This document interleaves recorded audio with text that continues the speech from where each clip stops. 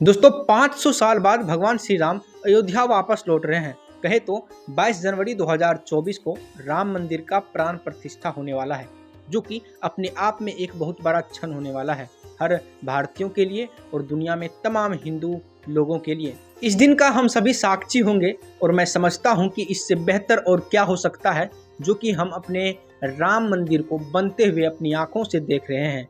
पौराणिक ग्रंथ रामायण की माने तो भगवान श्री राम को उस वक्त 14 वर्ष का वनवास मिला था, मगर इस कलयुग में भगवान श्री राम को 500 वर्ष का वनवास झेलना पड़ा है, तब जाकर ये दिन हमें देखने को मिल रहा है।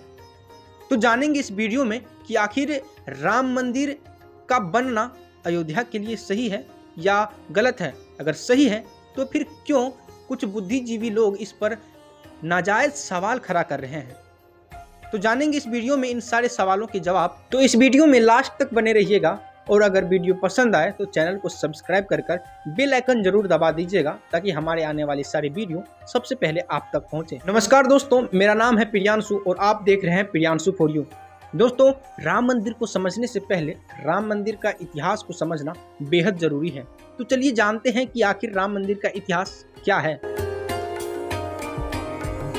दोस्तों, पौराणिक ग्रंथ में ये साफ साफ लिखा हुआ है कि भगवान श्री राम का जन्म अयोध्या में हुआ था, लेकिन इतिहास के लिखित दस्तावेजों के माने तो ईस्ट इंडिया कंपनी के सर्वेयर फ्रांसिस बुकन अपने किताब में लिखते हैं कि 1528 ईस्वी में बाबर के जनरल मीर बांकी के आदेश पर राम जन्मभूमि पर जो मंदिर बना था उसे तोड़कर उसी ईंट से बाबरी मस्जिद का निर्माण कराया गया। फ्रांसिस बुकन के इस रिपोर्ट के सामने आने के बाद 1853 ईस्वी में हिंदू और मुसलमान में पहली बार धार्मिक हिंसा देखने को मिला था, लेकिन उस समय में ब्रिटिश ज्यादा धर्म के नाम पर हिंसा फैलाना सही नहीं समझते थे, इसीलिए उन्होंने उस जमीन को 2 भाग में बांट दिया।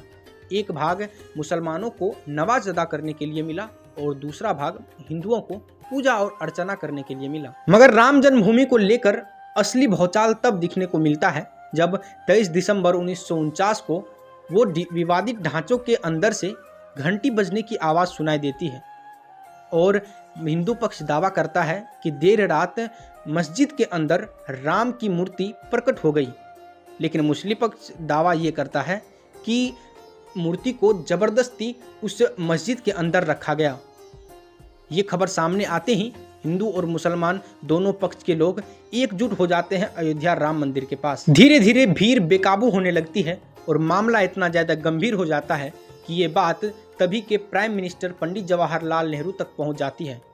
वो अयोध्या के के नायर को आदेश देते हैं कि उस मूर्ति को वहां से हटा करके पहले जैसी स्थिति में रख दिया जाए, मगर के नायर हाथ खड़े कर लेते हैं और कहते हैं कि यहाँ पर अगर ये मूर्ति को हटा दिया जाए तो स्थिति बेकाबू हो जाएगी, और वैसे भी इस मूर्ति को हटाने के लिए कोई पुजारी राजी नहीं हो रहा।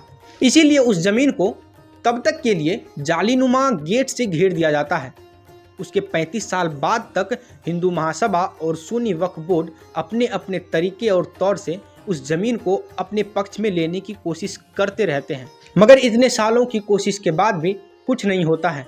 लेकिन साल 1980 में जब संघ, विश्व हिंदू परिषद और बीजेपी एक साथ आकर इस आंदोलन को और तेज करती है तो इस मामले में कुछ प्रभाव देखने को मिलता है। उसके साथ ही 1990 में लाल कृष्ण आडवाणी ने रथ यात्रा निकाला सोमनाथ से अयोध्या, वो भी 10,000 किलोमीटर की, लेकिन समस्तीपुर में लाल कृष्ण आडवाणी जी को गिरफ्तार कर लिया जाता है। फिर जिस दिन रथ यात्रा का समापन अयोध्या में होने वाला था उस दिन कार सेवक विवादित ढांचों पर पहुंचकर भारी तादाद में वहां झंडा फहरा देते हैं। भीड़ को काबू करने के लिए तभी के मुलायम सरकार ने कार्य सेवक पर गोलियां भी चलवाई, जिसमें कई कार्य सेवक शहीद होते चले गए। इसके बाद आता है वो दिन जिसे बहुत लोग शौर्य दिवस कहते हैं और बहुत लोग काला दिवस भी कहते हैं। तारीख 6 दिसंबर 1992, जब 2 लाख कार्य सेवक अयोध्या पहुंचते हैं। तभी के चीफ मिनिस्टर वहां के कल्याण सिंह थे। उसके बाद होता वही है जिसका डर था। 1:55 पर पहली गुंबद गिराई जाती है, 3:30 पर दूसरी गुंबद गिराई जाती है और फाइनली 5 बजे शाम में तीसरी गुंबद भी गिराई जाती है। इसके बाद हुए दंगे में हजारों लोग अपने जान गंवा देते हैं, लेकिन ये मामला कुछ दिनों के लिए शांत हो गया। मगर 90 के दशक में जब बीजेपी फिर से सत्ता में आई तो उन्होंने ASI कहे तो आर्कियोलॉजिकल सर्वे ऑफ इंडिया से कहा कि उस जगह की फिर से जांच होना चाहिए, जिससे साबित किया जा सके कि आखिर उस जमीन के नीचे है क्या। आर्कियोलॉजिकल सर्वे ऑफ इंडिया के जांच करने के बाद ये पता लगा कि उस विवादित ढांचे के अंदर के मिले अवशेषों से ये साबित होता है कि असली में वहां पर राम मंदिर के अवशेष ही थे। ASI के रिपोर्ट के बाद ये साइंटिफिक तरीके से प्रूव हो गया कि वो जमीन राम जन्मभूमि की है। लेकिन वो फाइनली दिन आ ही गया जब नवंबर 2019 को सुप्रीम कोर्ट ने भी फैसला सुना दिया कि वो जमीन राम जन्मभूमि ट्रस्ट को दे दी जाती है। उसके बाद वो दिन आया जब 5 फरवरी 2020 को ट्रस्ट का गठन करके राम जन्मभूमि का निर्माण को शुरू कर दिया गया। दोस्तों, इतने सारे अदालती कार्रवाई हुई, राजनीतिक रूप से लड़ाइयाँ लड़ी गई और सांस्कृतिक रूप से भी संघर्ष अपने स्तर पर चलते रहे, तब जाकर ये सपना आज पूरा हो पाया है। मगर इसके बाद कुछ लिबरल्स के तो लग रहे हैं कि प्राण प्रतिष्ठा दांव पर लग चुके हैं। उसे ये यकीन ही नहीं हो रहा कि राम मंदिर सच में बन भी रहे हैं। मगर एक चेतावनी भी है कि जनवरी माह हम हिंदुओं के लिए जितना संस्कृत और धार्मिक रूप से महत्वपूर्ण रहने वाला है, उसी तरीके से चेतावनीपूर्ण भी रहने वाला है, क्योंकि देश में आए दिनों घटे जितने भी घटना होंगे वो सारे राम मंदिर के ऊपर ही थोपा जाएगा। तो हम हिंदुओं को कुछ अनुशासन में और बहुत ज़्यादा संभल कर इस जनवरी मंथ को बिताना पड़ेगा। साथ साथ बहुत से लोग ये भी कह रहे हैं कि कंट्री में और सारे काम भी है, बहुत सारे चीज़ भी है, मगर क्या आप बस राम मंदिर को लेकर ही क्यों पड़े हुए हैं। मगर शायद वो भूल रहे हैं कि अयोध्या में सबसे बड़ी मस्जिद भी बन रही है, उसको लेकर कहाँ चले जाते हैं इनके तरफ। इसके अलावा वो कहते हैं कि मंदिर बन जाएगा मगर इलाज के लिए कहाँ जाओगे, मंदिर में ऑपरेशन हो जाएगा क्या। अब वो मंदिर को अस्पताल से कंपेयर कर रहे हैं। मगर मज़े की बात ये है कि ये बात तब क्यों नहीं कही जाती है जब सड़क या स्कूल बनाए जाते हैं। तो कह दो कि सड़क स्कूल बन तो रहे हैं मगर ऑपरेशन करवाने के लिए स्कूल में जाओगे क्या।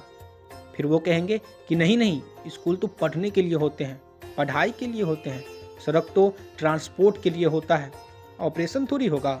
जस्ट इसी तरीके से अस्पताल ऑपरेशन के लिए होते हैं, मंदिर पूजा अर्चना के लिए होती है, श्रद्धा के लिए होती है। जैसे स्कूल में ऑपरेशन नहीं हो सकता, वैसे ही मंदिर में भी ऑपरेशन नहीं हो सकता। तो मंदिर का वर्क और प्रोजेक्ट अलग होता है, अस्पताल का वर्क और प्रोजेक्ट अलग होता है, और सड़क और स्कूल का भी प्रोजेक्ट और वर्क अलग अलग होता है। इस बात को समझना बेहद जरूरी है। तो ये जो भावनात्मक रूप से घालमेल कर अशांति फैलाने की कोशिश की जा रही है, ये चीज़ को हम सभी को समझना चाहिए और इस पे ज़्यादा तर्क वितर्क करने की कोई आवश्यकता नहीं है, क्योंकि ये सब ऐसी चीज़ें हैं जो हमेशा से अपने ज़रूरत के हिसाब से बनते आए हैं और बनते भी रहेंगे। तो इन दिनों अगर कोई कहता है कि राम मंदिर की ज़रूरत नहीं है, वहाँ पर अस्पताल बनाए जाने चाहिए, तो आप मेरी कही हुई बात अगर आपको सही लगे तो ये बात उसे ज़रूर कहिएगा, जो सही भी है। तो उम्मीद करता हूँ कि आपको ये वीडियो पसंद आई होगी। अगर पसंद आए तो ज़्यादा से ज़्यादा शेयर करें और हमारे चैनल को सब्सक्राइब भी कर दें, क्योंकि आपको ऐसी वीडियो ढेर सारी इस चैनल पे आती रहेंगी और आपको मिलते रहेंगे।